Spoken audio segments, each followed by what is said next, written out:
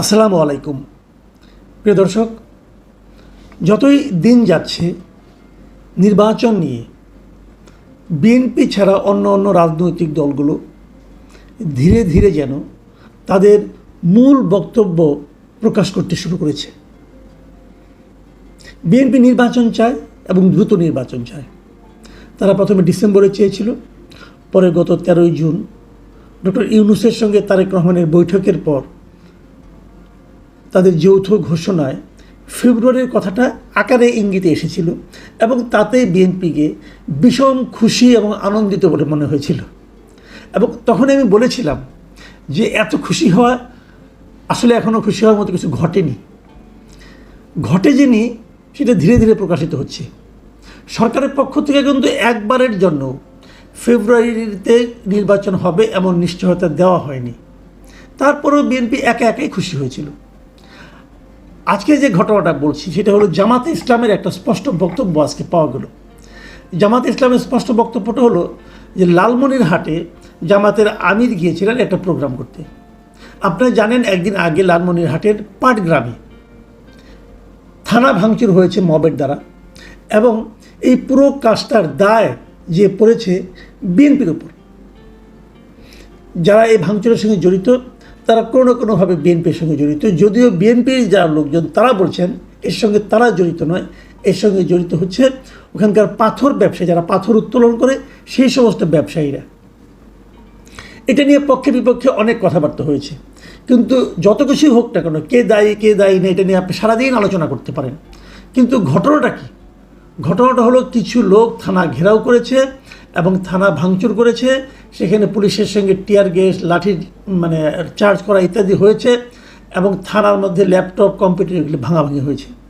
পাটগ্রামের পাশে হলো হাতিবান্ধা থানা।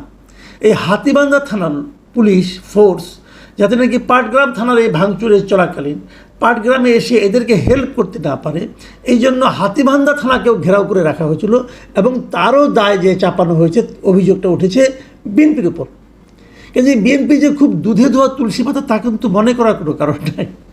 তো এরকম সময়ে ডক্টর শফিকুর রহমান জামাতের আমির, উনি লালমনিরহাটে গিয়েছেন। উনি যখন লালমনিরহাটে সাংবাদিকদের মুখোমুখি হন তখন সাংবাদিকরা ওনাকে জিজ্ঞাসা করেছেন যে নির্বাচনের ব্যাপারে উনি কী ভাবছেন। সেই সৈয়দপুর বিমানবন্দর থেকে বের হওয়ার সময় উনি যে কথাগুলি বলেন, উনি কিন্তু প্রথমেই পাটগ্রামের উদাহরণটা টেনে নিয়ে আসেন এবং উনি বলেন যে পাটগ্রামে কী হচ্ছে আপনারা দেখেছেন, এখানে যে মব অবস্থা বিরাজ করছে, এই পরিস্থিতিতে কিসের নির্বাচন? এই পরিস্থিতিতে, এমন পরিস্থিতিতে সুষ্ঠু নির্বাচন হওয়া সম্ভব নয়।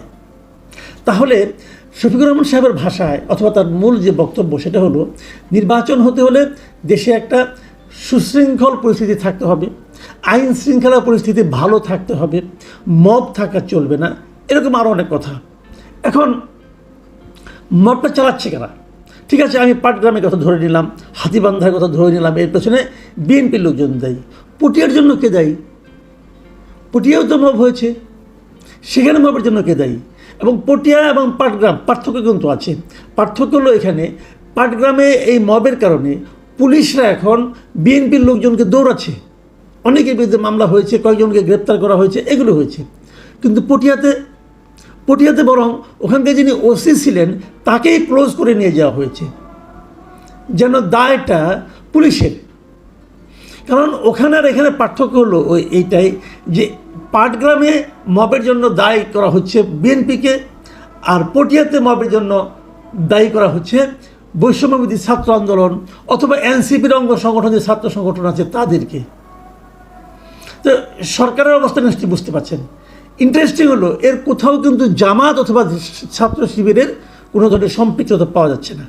এবং জামাতের আমির কিন্তু এই কথাটাই বলেছেন। উনি আরেকটা কথা বলেছেন, সেটা হলো যে দেশে দীর্ঘদিন ধরে মব কালচার চলছে, তবে এসব সহিংসতায় জামায়াতের কোনো কর্মী বা সমর্থক জড়িত নেই। তো এই যে কথাটা, এই কথাটা কিন্তু একদম ভিত্তিহীন নয়। ঘটনা আসলেই সত্য যে তারা তাদের নেতাকর্মীদেরকে এতটাই নিয়ন্ত্রণ করতে পারেন যে তারা এই ধরনের কোনো সহিংসতায় জড়িত আছেন বলে এখন পর্যন্ত সেভাবে আমরা দেখিনি। বিএনপি পারে না কেন?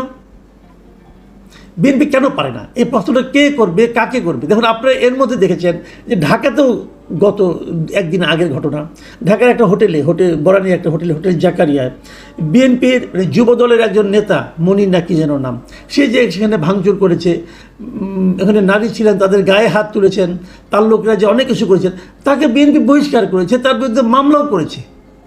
বিএনপি মামলা করেছে, কিন্তু বিএনপি থেকে বহিষ্কার করেছে সঙ্গে সঙ্গে। ওই লোকটাকে ধরা হচ্ছে না। কিন্তু কেন ধরা হচ্ছে না? লুকিয়ে আছে। কোথায় লুকিয়ে আছে? মানে সব মিলিয়ে যে ঘটনাগুলো ঘটছে সেগুলো হলো যে মব হচ্ছে, যদি সেই মবটা এনসিপি বা তার দলের কেউ করছে তাহলে সেই মবের জন্য তাদেরকে দায়ী না করে বিরোধী পক্ষকে দায়ী করা হচ্ছে। আর যদি সেই মবের সঙ্গে যদি বিএনপির কেউ নাম থাকছে তাহলে সেটাকে ফলাও করে প্রচার করা হচ্ছে। জামাতের কেউ থাকছে না, জামাত এগুলো দেখে বলছে আমরা কিছু করছি না। এই হলো গিয়ে টোটাল রিয়েলিটি। এখন বিএনপি যদি বুঝে যে তাদের নেতাকর্মীদের এভাবে দায়ী করা হয় তাহলে তারা নিজেরা কেন সতর্ক থাকে না?